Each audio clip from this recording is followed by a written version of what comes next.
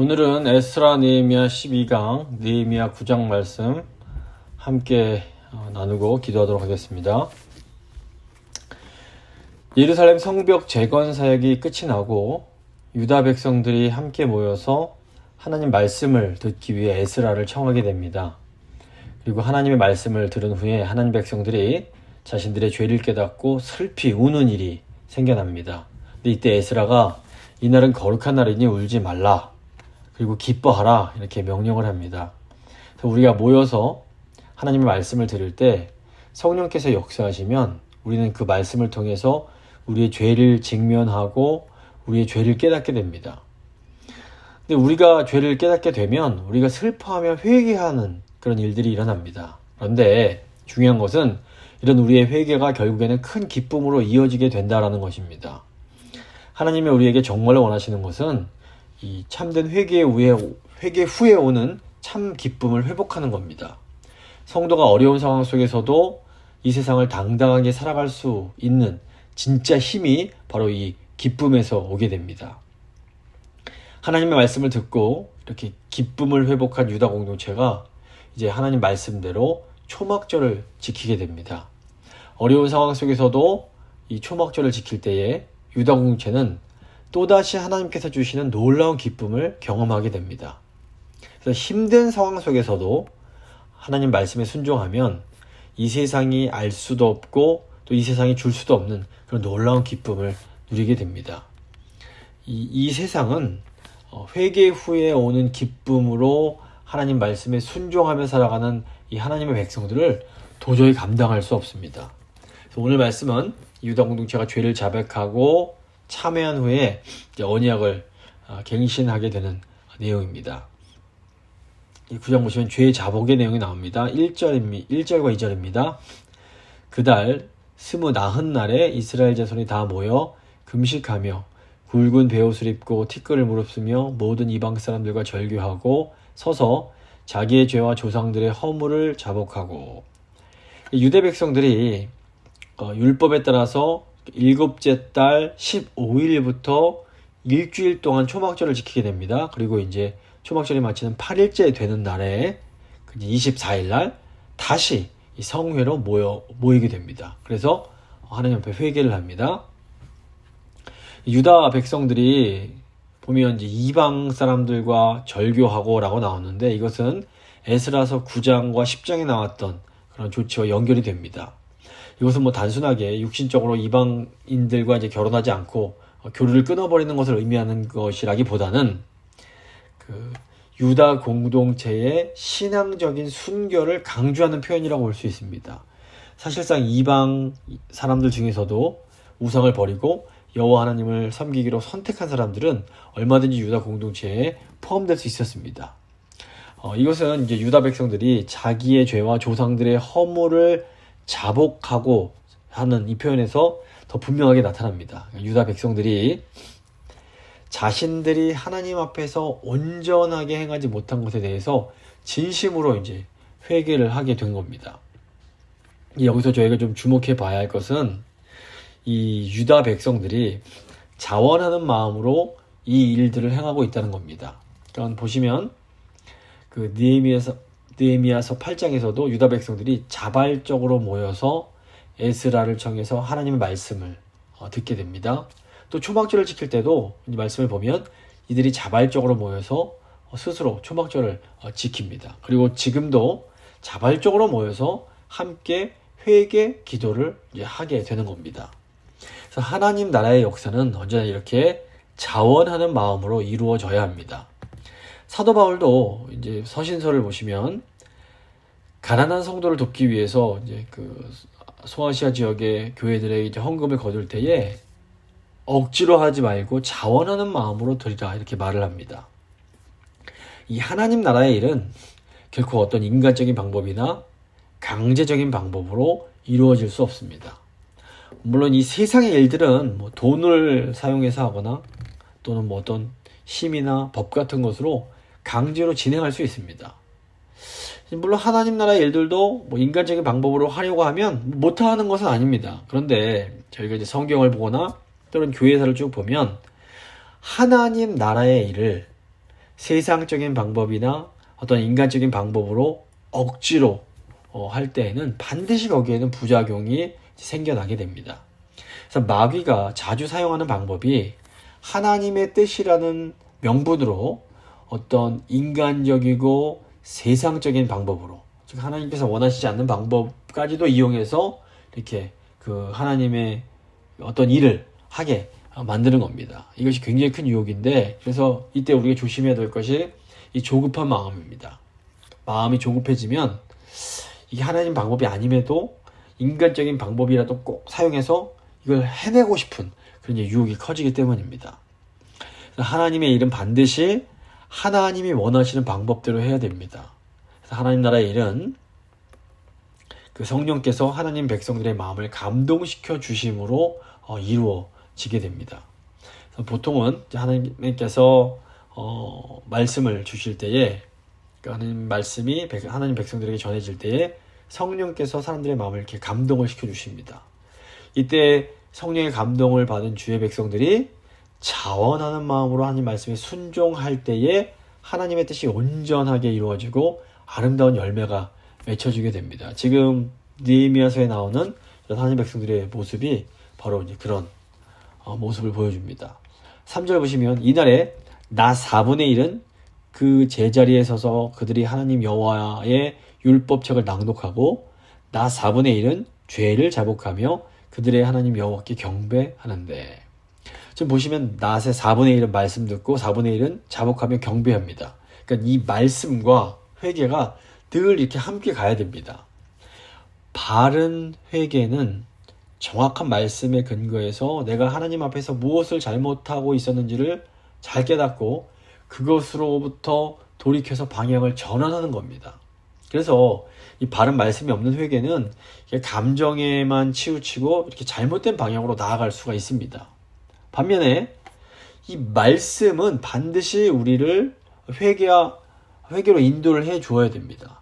회개하지 않고 말씀만 많이 이렇게 들으면 그 말씀이 도리어 우리를 교만하게 만들 수도 있는 겁니다. 그래서 항상 말씀과 이 하나님 말씀에 반응해서 회개하는 것이 이 동전의 양면처럼 함께 가야 합니다.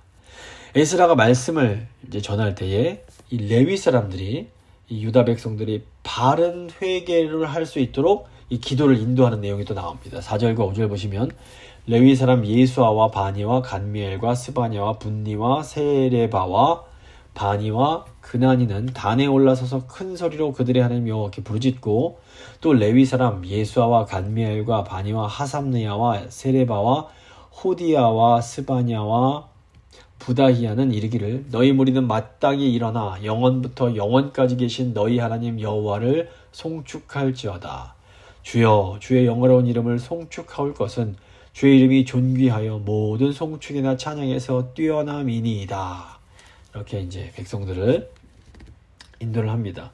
지금 여기서 기도를 인도하는 레위인들은 에스라가 율법책을 낭독할 때에 그 내용을 백성들에게 이렇게 다니면서 백성 사이로 다니면서 해석해 주던 바로 그 사람들입니다. 말씀을 해석하고 이렇게 바른 방향으로 기도를 인도하는 이 레위인들의 역할이 참으로 중요했다고 볼 수 있습니다. 오늘날에는 주로 이제 목회자들이 이 레위인의 역할을 감당해야 됩니다. 목회자는 하나님 말씀을 성도들에게 잘 해석해서 이해할 수 있도록, 깨달을 수 있도록 도와주어야 하고, 또 성도들이 바르게 회개할 수 있도록 그 기도를 인도해 주는 그런 역할을 해야 됩니다. 이제 6절부터 9장의 이제 그 마지막인 37절까지는 이 유다 백성들과 함께 회개하면서 레위인들이 드렸던 그 기도의 내용이 됩니다. 이 기도는 이제 에스라가 포로에서 귀환한 유다 백성들이 이방 여인들과 결혼했던 그 문제를 발견하고 하나님께 회개하며 드렸던 그 기도와 내용이 아주 흡사합니다. 또 이 기도를 보면 시편에 나오는 기도의 내용도 아주 많이 포함되어 있는 것을 저희가 볼 수 있습니다. 레위인들이 성경 처음인 창세기부터 열왕기까지 이어지는 이스라엘 역사를 하나하나 짚어가면서 자기 조상들의 죄와 허물을 정직하게 고백합니다. 먼저 이 레위인들의 기도를 보면 천지의 창조주이신 하나님에 대한 고백으로 시작이 됩니다. 6절 보시면 오직 주는 여호와시라. 하늘과 하늘들의 하늘과 이월 성신과 땅과 땅 위의 만물과 바다와 그 가운데 모든 것을 지으시고 다 보존하시오니 모든 천군이 주께 경배하나이다. 레위인들은 오직 주는 여호와시니라 이런 말로 기도를 시작합니다. 하나님의 백성들이 주인으로 섬겨야 할 분은 오직 여호와 하나님 한 분밖에 안 계시다. 이것을 이제 고백하는 겁니다. 레위인들은 여호와 하나님이 온 우주와 그 안에 있는 것들을 다 창조하셨기에 하늘의 이제 그 주인인 그 해와 달들도 하나님을 경배한다. 고백을 합니다. 창조주 하나님이 계심을 알고 그 창조주 하나님을 의지하며 살아가는 사람들의 삶은 이 창조주를 모르는 사람들의 삶과는 질적으로 완전히 다를 수밖에 없습니다. 창조주 하나님을 찬양하는 사람은 그 하나님께서 창조하신 이 피조물들, 자연도 사랑하며 살아가게 됩니다. 그래서 우리가 근데 이제 세상에서 살아가다 보면 우리 하나님이 온 우주의 창조주이심을 망각하며 살아가게 될 때가 있습니다. 그래서 우리가 함께 모여서 예배드릴 때마다 사도신경을 고백하는데 이 사도신경의 처음 고백이 우리 하나님이 천지를 창조하신 창조주이심에 대한 고백입니다. 그래서 이것이 아주 중요한 의미가 있습니다.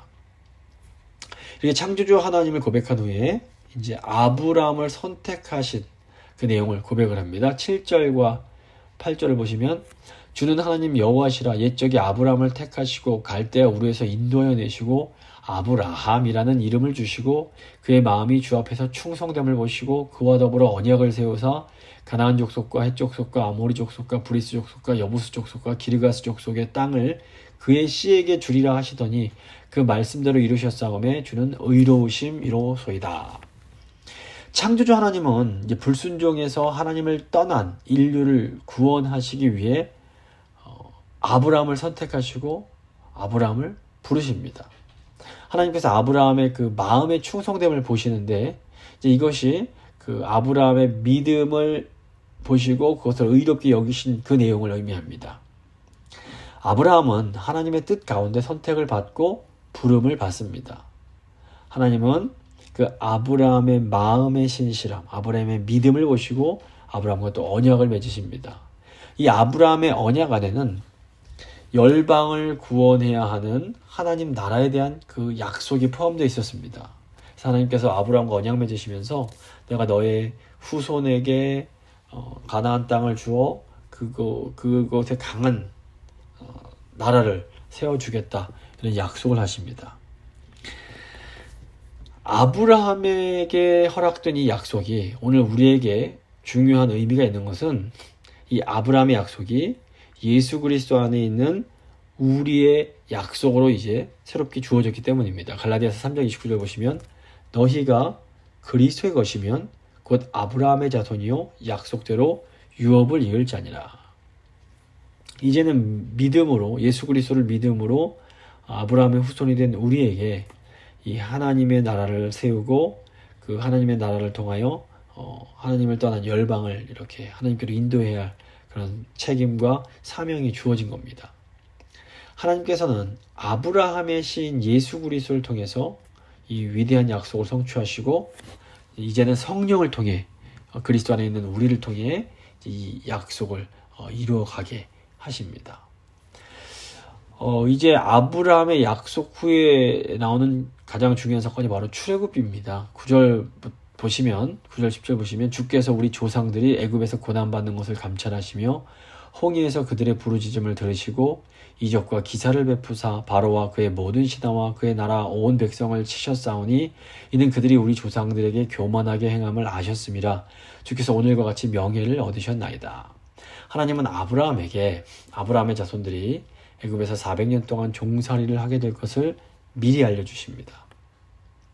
그리고 때가 되자 하나님은 그 애굽에서 종살이하는 백성들의 신음소리를 들으시고 모세를 보내서 놀라운 방법으로 그들을 구원하십니다.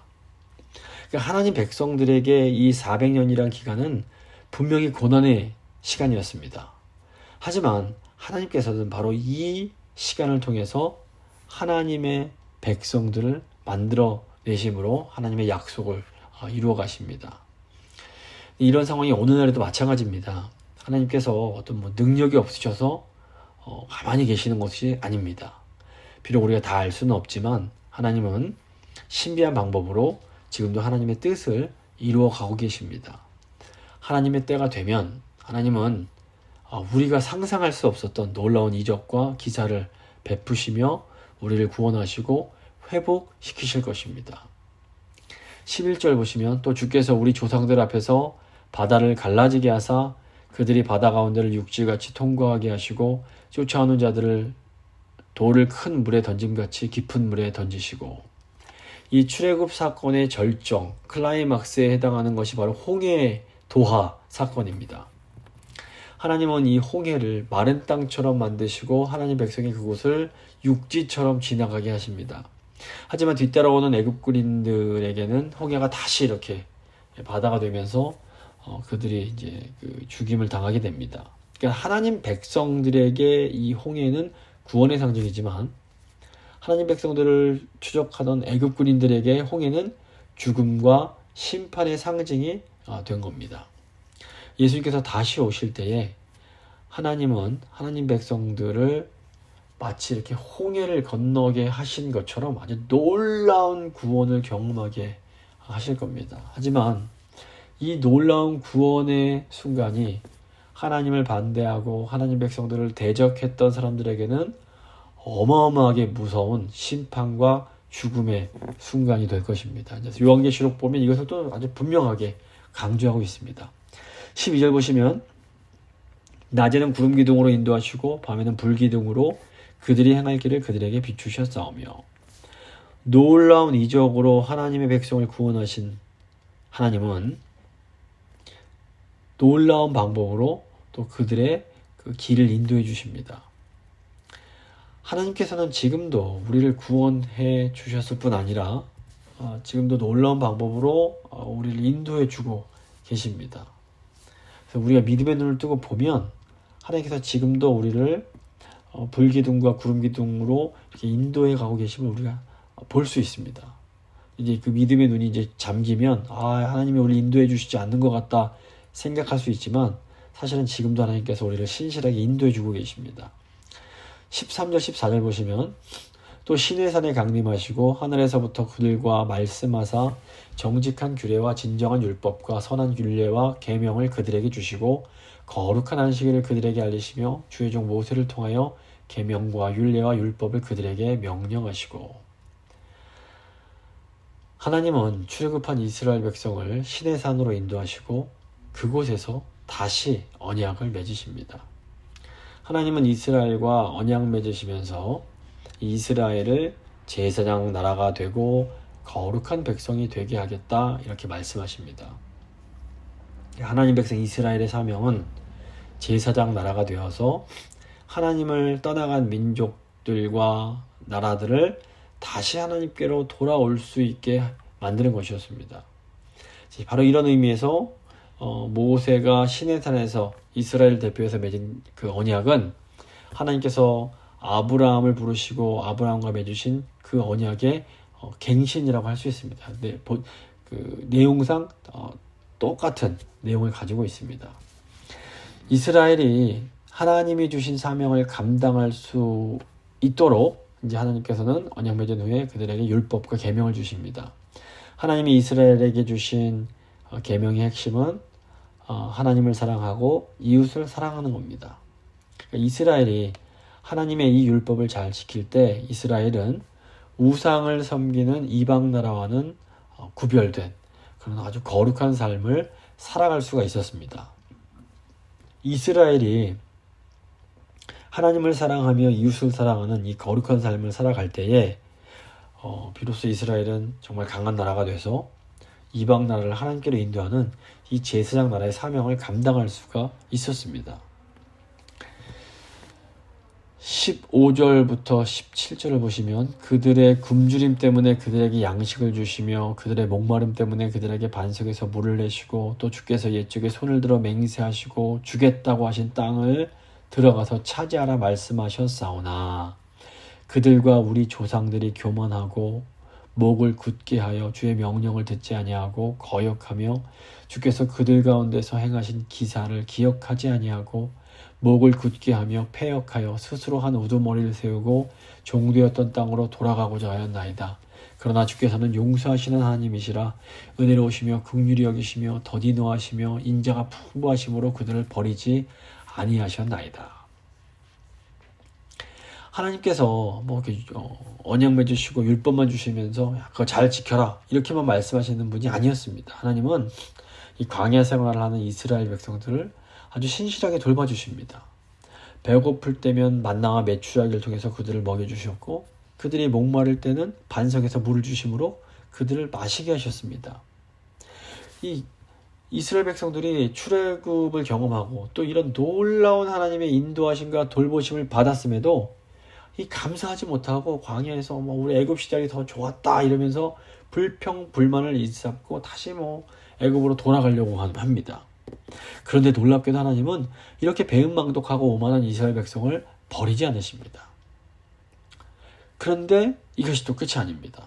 이스라엘 백성들이 더 큰 죄를 짓습니다. 18절부터 21절 보시면 또 그들이 자기들을 위하여 송아지를 부어 만들고 이르기를 이는 곧 너희를 인도하여 애굽에서 나오게 한 신이라 하여 하나님을 크게 모독하였사오나 주께서는 주의 크신 긍휼로 그들을 광야에 버리지 아니하시고 낮에는 구름 기둥이 그들에게서 떠나지 아니하고 길을 인도하며 밤에는 불기둥이 그들의 갈 길을 비추게 하셨사오며 또 주의 선한 영을 주사 그들을 가르치시며 주의 만나가 그들의 입에서 끊어지지 않게 하시고 그들의 목마름을 인하여 그들에게 물을 주어 40년 동안 들에서 기르시되 부족함이 없게 하시고 그 옷이 헤어지지 아니하였고 발이 부르트지 아니하였사오며. 이 광야 이스라엘 백성들이 불평불만만 한 것이 아니라 한 걸음 더 나가서 아예 금송아지 우상을 만들게 됩니다. 물론 이제 이들이 여호와 하나님이 아닌 다른 신을 섬기고자 한 것은 아니었습니다. 문제는 이들이 하나님이 원하시는 방법으로 하나님을 섬기던 것이 아니라 자기 눈에 좋은 대로 자기 욕심대로 하나님을 섬기고자 했다라는 겁니다.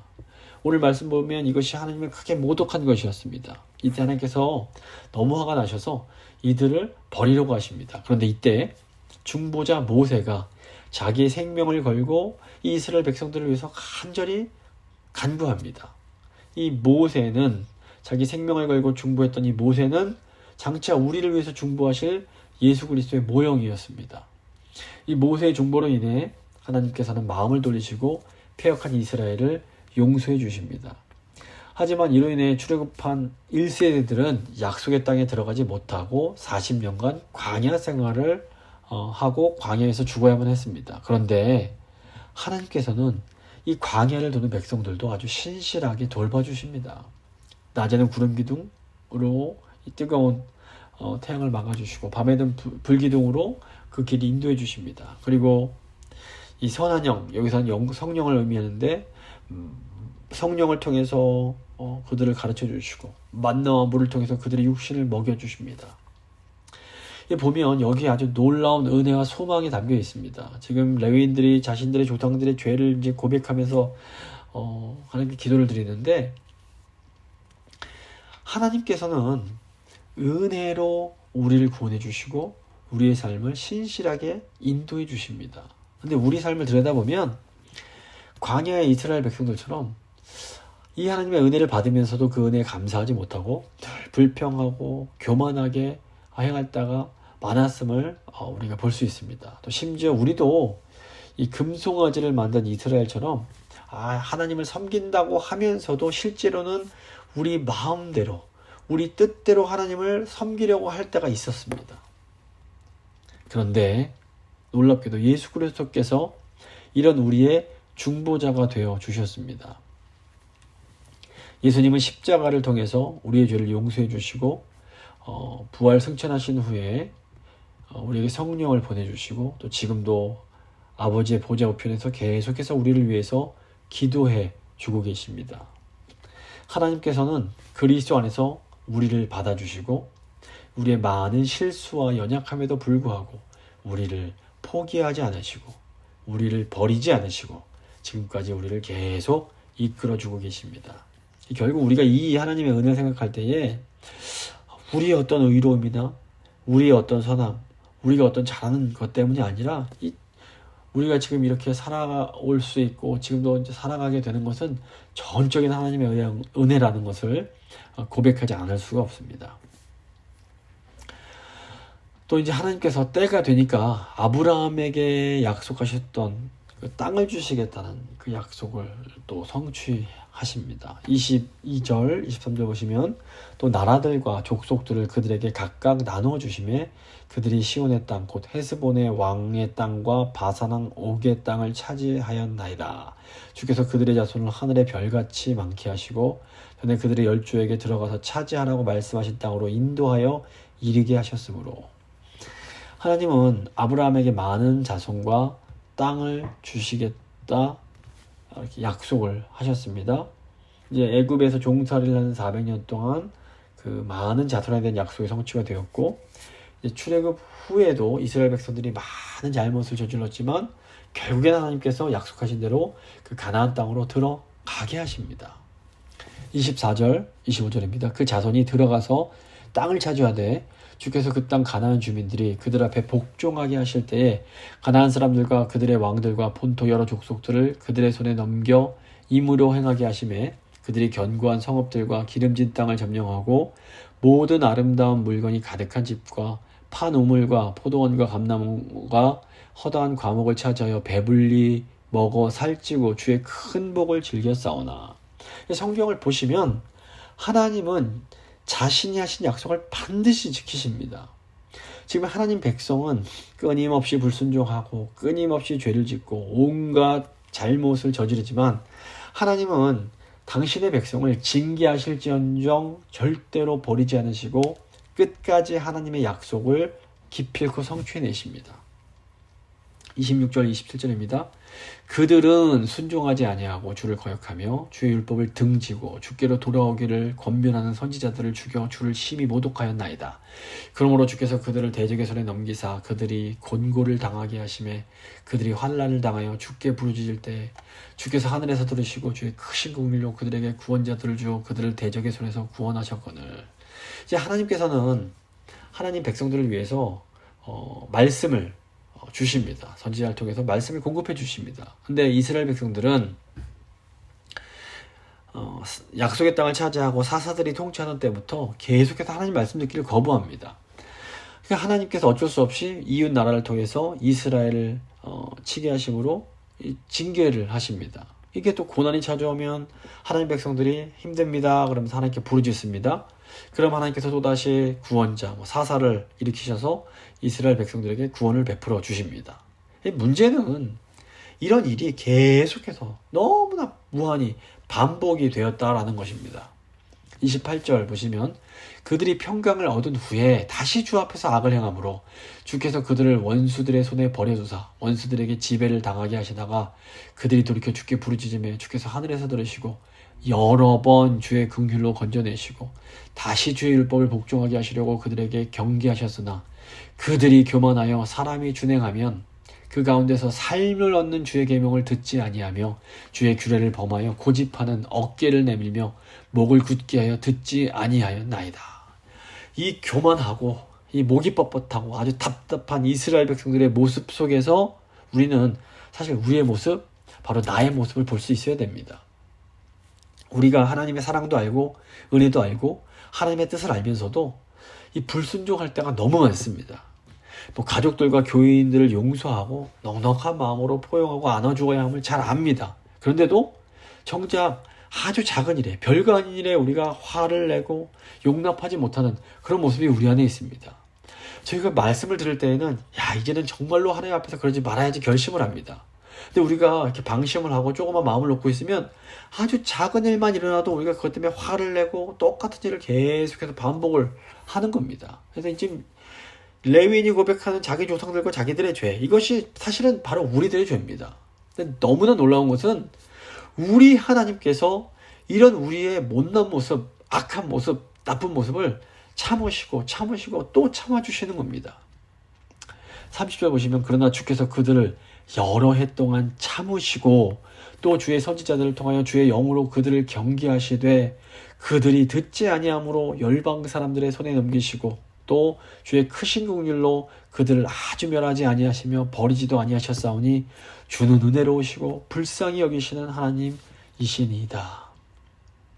하나님께서 이 하나님 백성들을 보시면서 참다 결국 어쩔 수 없이 그들을 이방 민족에게 멸망당하게 하시고 포로로 사로잡혀가게 하십니다. 보면 하나님께서 저희의 잘못을 계속해서 이제 지켜봐 주십니다. 아주 오랫동안 그냥 용서해, 그냥 눈 감아 주십니다. 이렇게 세게 대하지 않으십니다. 그러다가 결국에는 어느 순간이 되면 엄청나게 큰 이렇게 그 사건을, 큰 징계를 내리실 때가 있습니다. 건강에 아주 큰 어려움을 주시거나, 뭐 사랑하는 사람과 이별을 경험하게 하시거나, 정말로 저희가 상상할 수 없었던 그런 큰 고난이 우리에게 찾아올 수 있습니다. 물론 저희가 조심해야 되는 것은 우리를 찾아오는 고난이 전부 우리 죄 때문은 아닌 겁니다. 이거 조심하셔야 됩니다. 욥기를 보셔도 분명히 욥의 잘못이 아님에도 하나님께서 어떤 섭리 가운데 허락하시는 그런 고난들이 있을 수 있습니다. 뭔지 어떤 장애가 있다거나 질병 같은 것이 정말 내가 죄를 진 것에 대한 그런 결과가 아닐 수 있습니다. 그래서 우리가 다른 분들이 고난받는 것에 대해서 절대로 함부로 판단하거나 정죄해서는 안 됩니다. 그래서 우리가 슬픔 당한 분들, 고난 당하는 분들과는 그냥 이유 따지지 말고 그냥 함께 울어주고, 또 기쁜 일을 당한 분들과는 함께 기뻐해 주는 것, 이것이 하나님께서 원하시는 겁니다. 하지만 우리가 우리 자신을 살펴볼 때에는 하나님이 사랑하는 자녀들에게 징계 차원에서 주시는 고난이 있다는 것도 부인할 수가 없습니다.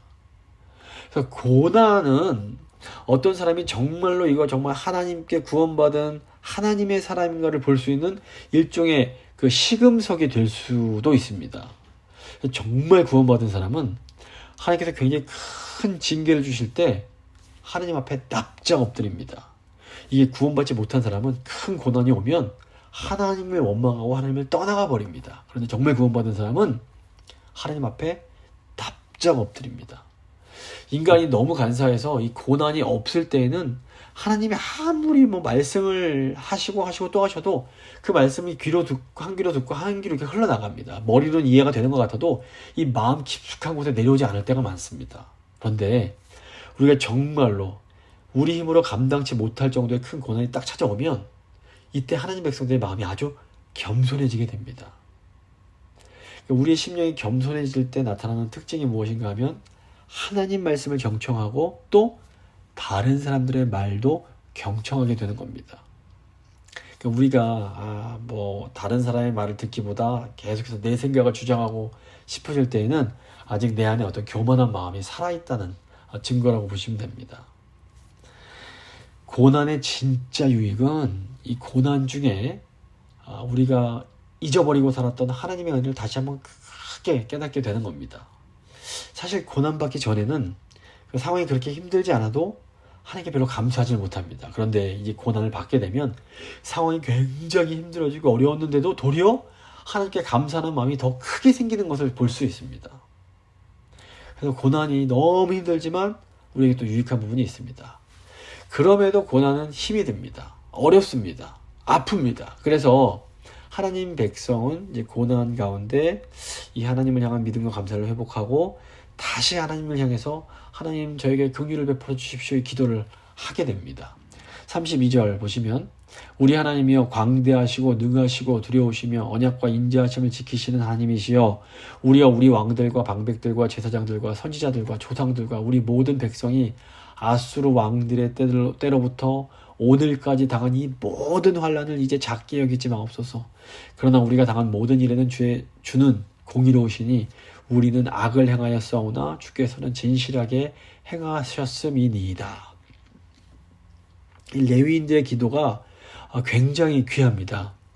지금 레위인들이 하나님 백성들이 아수르와 바벨론 제국으로 잡혀가면서 지금까지 겪은 이 환난을 기억해달라고 기도를 드립니다. 하지만 동시에 레위인들은 자기들이 당한 고난이 하나님이 잘못하신 것이 아니라 다 자기들의 죄 때문이며 하나님께서 너무 공의로우시기 때문에 너무나 진실되게 행하셨다라는 것을 고백을 합니다.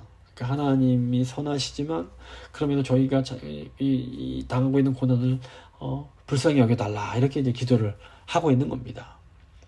34절, 35절 보시면 우리 왕들과 방백들과 제사장들과 조상들이 주의 율법을 지키지 아니하며 주의 명령과 주께서 그들에게 경계하신 말씀을 순종하지 아니하고 그들이 그 나라와 주께서 그들에게 베푸신 큰 복과 자기 앞에 주신 넓고 기름진 땅을 누리면서도 주를 섬기지 아니하며 악행을 그치지 아니하였으므로. 그러니까 레위인들이 하나님 백성들이 하나님께서 베풀어 주시는 온갖 복을 누리는 중에 죄를 지었다라고 고백을 합니다.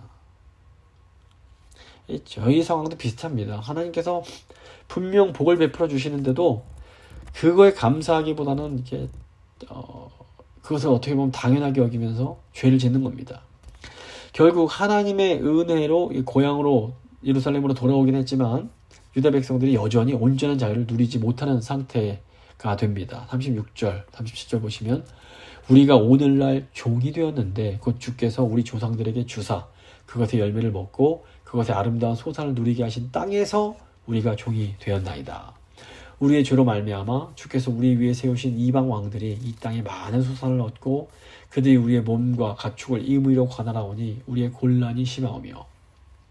지금 레위인들이 자신들이 하나님께서 주신 그 약속의 땅에서 지금 종으로 지내고 있다라고 고백을 합니다. 페르시아 제국은 아수르나 바벨론 제국과 달리 자기가 다스리는 민족들에게 유화 정책을 실시합니다. 그래서 하나님께서 고레스 왕을 통해서 바벨론 당시에 이 포로로 끌려왔던 유다 백성들을 고향으로 돌려보내주시고 성전을 짓고 하나님을 예배하며 그런 민족의 정체성을 유지할 수 있게 허락하십니다. 하지만 여전히 유다 백성들은 하나님이 허락하신 약속의 땅에 살지만 완전한 자유를 누리지 못했고 페르시아 제국의 통치를 받아야만 했습니다. 그래서 하나님이 허락하신 약속의 땅에서 상태는 종의 상태로 지내고 있는 겁니다. 이 조상들과 이 자신들의 죄로 인한 이런 자신들의 이런 안타까운 그런 현실을 고백한 레위인들과 유다 백성들이 이제 어떻게 행동을 합니까? 이 사람들이 하나님 앞에서 엄숙한 언약을 맺습니다. 38절 보시면 우리가 이 모든 일로 말미암아 이제 견고한 언약을 세워 기록하고 우리의 방백들과 레위 사람들과 제사장들이 다 임봉하나이다 하였느니라.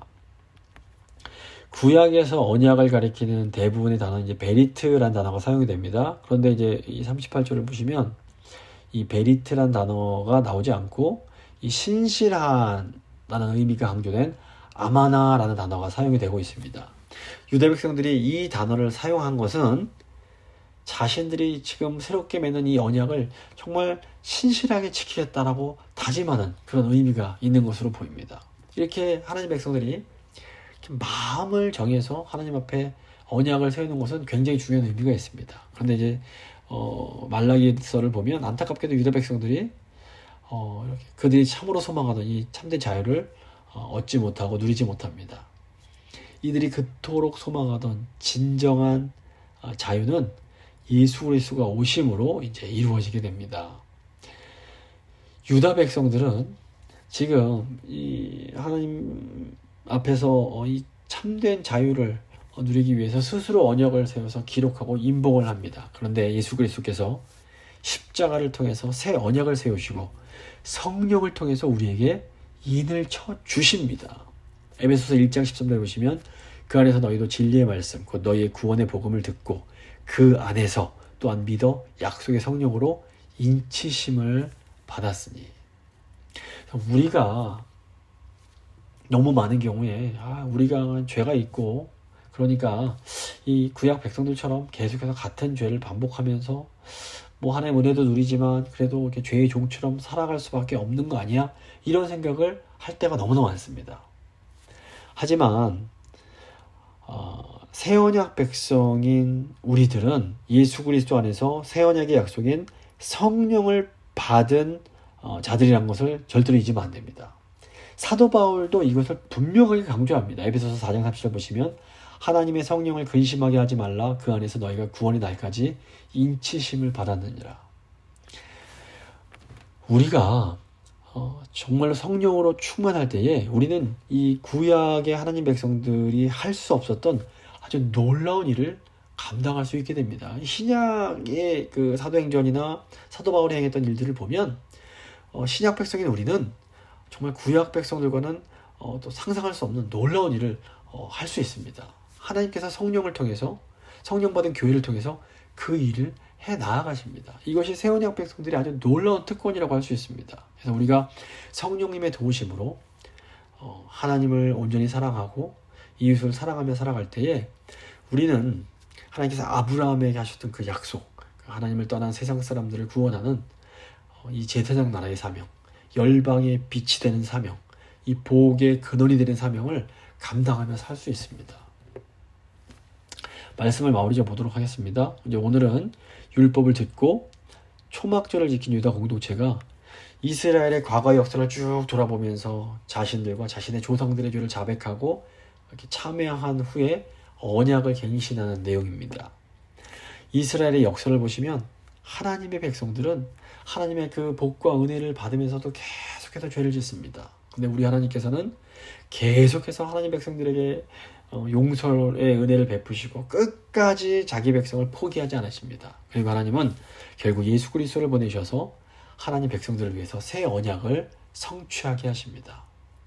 우리가 예수 그리스도를 믿는 그 믿음 안에서 이 새 언약의 그 은혜를 누리는 사람들입니다. 이제 우리가 해야 하고 또 할 수 있는 일은 우리를 위해서 오신 예수 그리스도를 온전히 의지하면서 예수님께서 보내주신 성령님을 의지하는 일입니다.